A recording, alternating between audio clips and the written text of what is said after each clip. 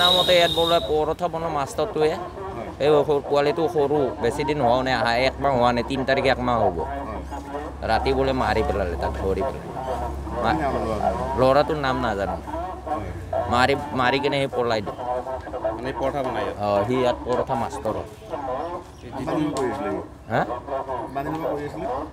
পৌৰথা মানে এইটো নতুন আহিছে বেছি দিন হোৱা নাই মাষ্টৰটো হা হোটেল এইটো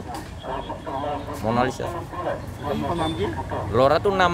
যিজন মৰিছে সেইজনৰ নাম নাজানো আৰু সেইজন হ'ল নতুনকৈ পৰঠা বনোৱাজন নতুনকৈ আহিছে যোনে মাৰিছে ল'ৰাটো বেছি ডাঙৰ নহয় এইটো মনালিছা পৰঠা বনোৱাজন অহা বেছি দিন হোৱা নাই ইয়াত আগতে বেলেগ মাষ্টৰ আছিলে মইতো এনেই আহি থাকোঁ হোটেলখনত আগতে বেলেগ আছিলে সেইজন আহিব বেছি দিন হোৱা নাই আৰু এই ল'ৰাটো অহা একমাহ হোৱাই নাই 3 তাৰিখে একমাহ হ'ল আৰু গম পাই সেইটো দৰমহা পাতি লৈছে না নাই আকৌ সেই মোবাইল কিনিম কৰি আছিলে দৰমহা লৈ পেলাই এতিয়া যদি সেই এনেকুৱা হৈ গ'ল মই সেইকাৰণে একবাৰ এনে খবৰ ল'বলৈ আহিলোঁ মোৰ ফেমিলি ইয়াত কাম কৰোঁ ক'ৰ হয় ল'ৰাজন জানে নেকি ল'ৰাজন চুঙাজানো ৰাতি ইয়াত এনেই থকাৰ ভিতৰত কেইজন থাকে 1 2 3 4জন থাকে ইয়াত সেই পৰঠা বনোৱা মাষ্টৰটো এটি 4জন থাকে ইয়াত বাকী চব গেলাবিলত আচলতে মানৱ সমাজক লজ্জিত কৰি এটা ঘটনা সংঘটিত হ'ল মৰেল পুলিচিঙৰ ঘটনা যি ঘটনাটোত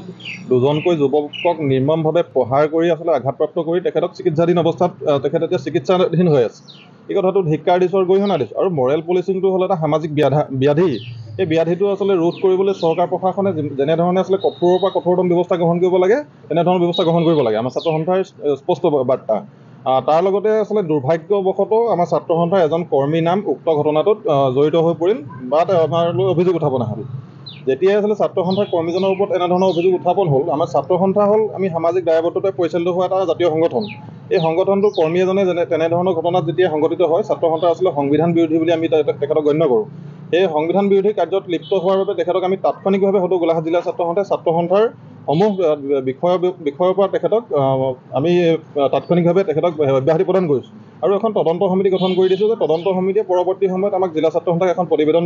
তেখেতলোকে প্ৰদান কৰিব আৰু সেই প্ৰতিবেদনৰ ভিত্তিত ছাত্ৰ সন্থাৰ মজিয়াত পৰৱৰ্তী সময়ত এই বিষয়টো আমি আলোচনা কৰিম যিকেইজন হয়তো গোলাঘাট জিলা ছাত্ৰ সন্থাৰ এটা দল তেখেতলোকৰ ঘৰত উপস্থিত হ'মগৈ আৰু যিসকল ব্যক্তি এই আচলতে মৰেল পুলিচিং ঘটনাটোৰ লগত জড়িত হৈছিল তেখেতলোকে উচিত শাস্তি পোৱাৰ কাৰণে আমি ছাত্ৰ সন্থাই চৰকাৰক দাবী জনাইছোঁ